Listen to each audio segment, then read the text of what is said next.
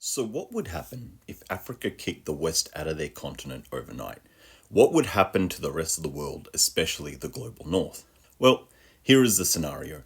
Tomorrow we wake up and every African nation has followed in the footsteps of Mali, Niger, and Burkina Faso, and they've launched a coup and kicked out the US backed neoliberal puppet governments that were controlling their countries. First thing they do is immediately nationalize all of their resources so they're owned by the people of Africa rather than the US and European corporations. The next thing that happens is the global capitalist economy goes into total meltdown because capitalism requires the ruthless exploitation of Africa's resources and the exploitation of African workers to generate their profits. Capitalism immediately loses control of both and the stock market begins to tumble. The next thing that happens is the new people-led governments of Africa cancel all of the predatory IMF and World Bank loans. These debt traps, which the West has been forcing on Africa at gunpoint for decades as a means of stopping development and to justify the stealing of their resources in lieu of payment, are declared rightfully null and void.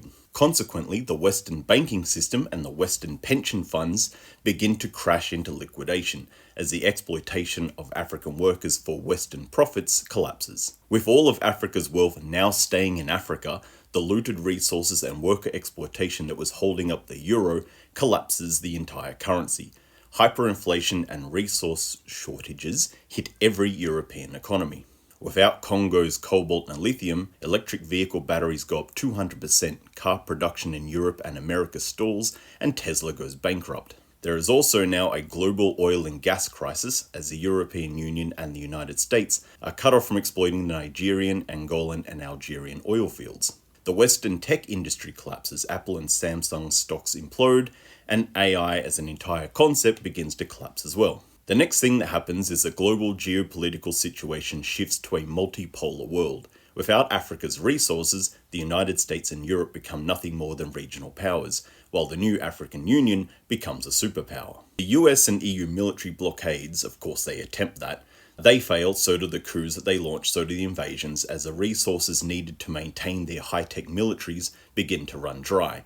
And without that high tech, they're at parity with the African Union. The US dollar, held up by the oil and military industries, begins to collapse, and the Chinese yuan and the new Afro dollar become the global currencies. The UN is reformed, and without US and Euro imperialism to constantly veto humanitarian resolutions, the United Nations becomes a real and useful tool of international diplomacy.